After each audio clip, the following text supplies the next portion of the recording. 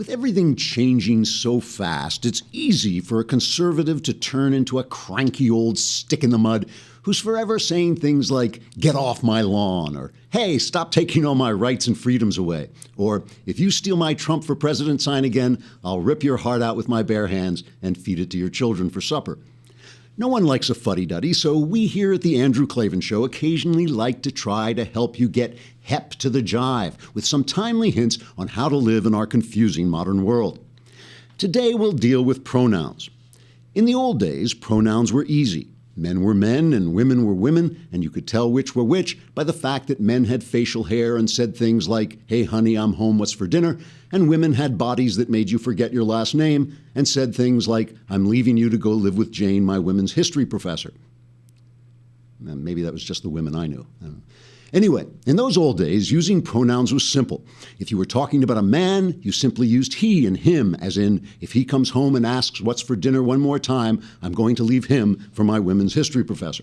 And if you were talking about a woman, you used she or her, as in, she took all my money and went off to live with her.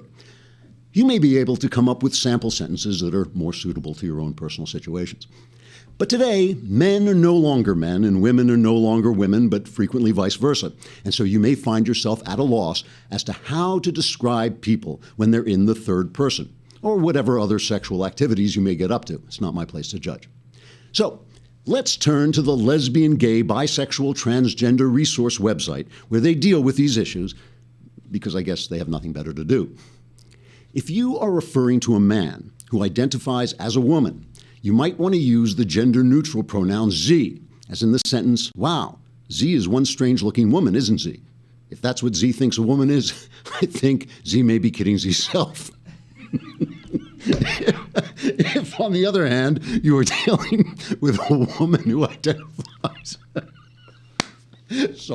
as a man, you might, this may be the end of this routine. If, on the other hand, you are dealing with a woman who identifies as a man, you might want to use the pronouns A and M, as in the sentence. Oh, man. A, look, that guy has breasts. I is strangely attracted to him. Finally, if you are talking to someone directly and you can't tell what gender they are, back away slowly while using the pronoun V. As in the sentence, via V in the girls' locker room, I will call the police on V and they will take you away with them. I hope this brief guide will help you. How could it help but help you? Will help you come to terms with a new, beautiful, rainbow-colored world full of diversity and psychopaths. Trigger warning, I'm Andrew Klavan, and this, I'm ashamed to say, is the Andrew Klavan Show. I feel hunky-dunky, life is tickety-boo. Birds are winging, also singing hunky-dunky-doo. Ship-shaped, ipsy-topsy, the world is zippity-zing. It's a wonderful day, hurrah, hooray! It makes me want to sing. Oh, hurrah, hooray! Oh, hooray, hurrah! Okay, now let's go live. Oh wait, that was live. All right, now that we've gotten through that humiliating experience, it's the Mailbag Day. Hooray! So your questions will all be answered. Guaranteed, the answers are guaranteed 100% correct, 98.7% guaranteed to change your life for the better. But you can't be on it unless you subscribe. Oh, there's my sound. Everything's going wrong. You can't be on unless you subscribe. Then you get to ask questions. If you subscribe for a year, it's $8 lousy bucks a month, and if you subscribe for a year, you get Ben Shapiro's new novel, True Alliance, which is, I've read it, and it's massively entertaining. And I should mention, good news, my own memoir, The Great Good Thing, A Secular Jew Comes to Faith in Christ, is on sale on ebooks. They got a deal for it. It's $2.99 on ebooks, so you can go on Amazon and get it for your Kindle for only $2.99, which is excellent. Other good news, the New York Times reported a 95.7% fall in quarterly profits. So I guess it turns out that lying is not a good business model. Speaking of which, new WikiLeaks emails, this is great. WikiLeaks emails come out, and at the time, this is from 2015, email from March 2015, incoming Clinton campaign chairman John Podesta hears about, the New York Times has published a story that Hillary Clinton may have had a private server. And he says, we're going to have to dump all those emails, so better to do it sooner than later. Okay, so that's John Podesta. So the Huffington Post now comes out and says, this is not just the Huffington Post, the Washington Post says, John Podesta sent an email to venerable Clinton aide Cheryl Mills in which he counseled we are going to have to dump all those emails, so better to do it sooner than later. The emails to which Podesta refers are, of course, those that were stored on then Democratic presidential contender Clinton's private email sender. But what to make of the instructions to dump them? Does Podesta mean that the email should be dumped in some sort of landfill for emails? Perhaps after loading the emails into an email wheelbarrow? It's a real thinker. But the answer is no. Podesta wanted those emails disclosed. He wanted them to be released because that's how the Clintons operate. This is the Huffington Post. Washington Post said the same thing. Here's Charles Krauthammer's response. If you want to release emails, there is a word for that. It's called release. He didn't use the word release. He used the word dump. Dump means you're releasing something, but you're doing it in a way that it will disappear. Now, it seems to me quite obvious what's going on here. The instinctive reaction of the campaign, again, reflecting the candidate herself, is to dump, is to hide, is to cover. That's been the way the Clintons have operated for 30 years, and that's what they ended up doing. They ended up segregating 30,000 emails and then destroying them so that, as Trey Gowdy said, even God can't read them now. So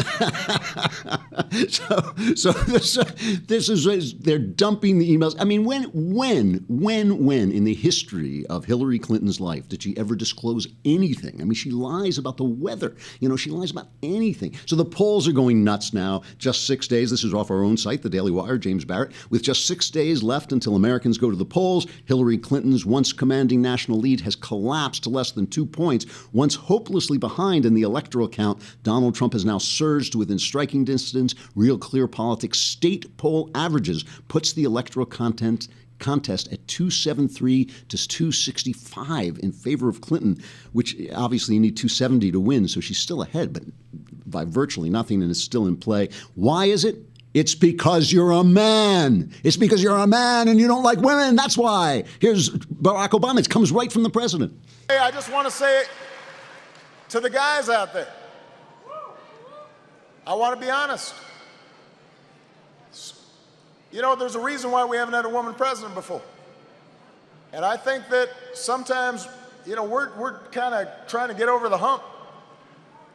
And we have to ask ourselves as men, because I hope my daughters are going to be able to achieve anything they want to achieve. And I know that my wife is not just my equal, but my superior. That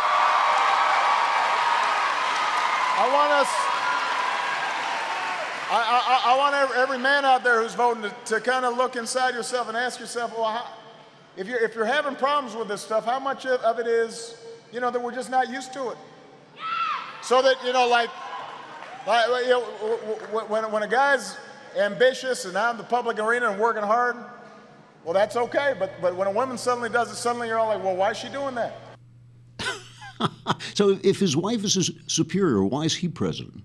Just asking for a friend, I mean, okay. So let's just stop for a minute. This is what Donald Trump is talking about. Let's hear what Trump is talking about yesterday on the campaign trail. Insurers are leaving. Premiums are soaring. Doctors are quitting. Companies are fleeing. And deductibles go through the roof. Workers' hours are being cut. Hiring is frozen, totally frozen. And wages are being slashed. Obamacare means higher prices, fewer choices, and lower quality. Yet Hillary Clinton wants to expand Obamacare and make it even more expensive. She wants to put the government totally in charge of health care in America. If we don't repeal and replace Obamacare, we will destroy American health care forever. It's one of the single most important reasons why we must win on November 8th. We must win. So this is yesterday when the sign-ups for Obamacare started, and people are looking at these premiums that are smacking them like a Mack truck, just as evil conservatives said. Now remember, conservatives are all virtually right about everything. When conservatives tell you that, because they're pessimists and things go wrong, you know, when conservatives tell you that something's not going to work, it almost always doesn't work. And Obamacare is just textbook failing. So that's what Trump is talking about. He's talking about jobs. He's talking about this. Here's what Hillary had yesterday. Here's who introduced Hillary. It was Alicia Machado, former Miss Universe. I was such a gift, an honor to represent my country, Venezuela, and to be Miss Universe 1996. But I was only 18 years old, a little girl with 18 years old. And there was still so much I didn't know. Trump was overwhelming. I was scared of him. He made fun of me, and I didn't know how to respond. He told me that I looked ugly and I was massive. He even called me names. He said to me, Miss Piggy, Miss Housekeeping, Miss Eating Machine.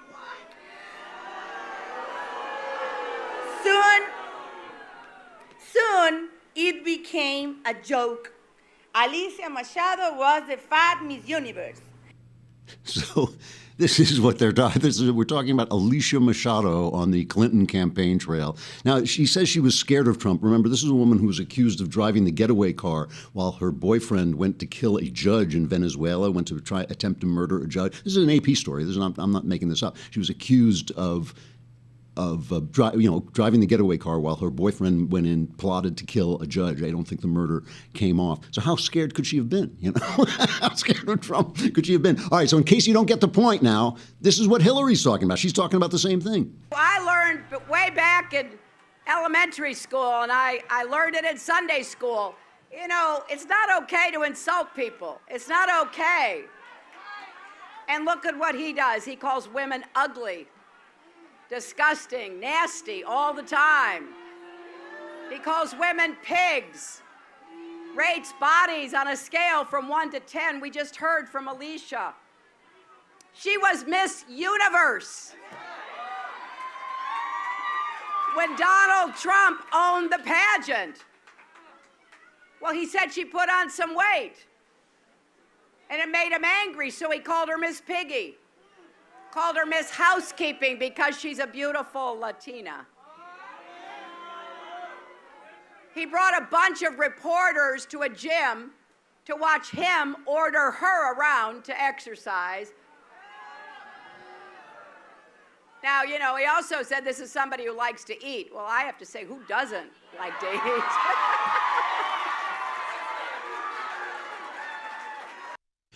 We got a lot more coming, but I got to say goodbye to the people on Facebook and YouTube because they haven't subscribed. If they had subscribed, they could be at the Daily Wire and watch the whole thing, but you can still come to the Daily Wire and listen to the whole thing. So do that because the mailbag is coming up and we are going to answer everything.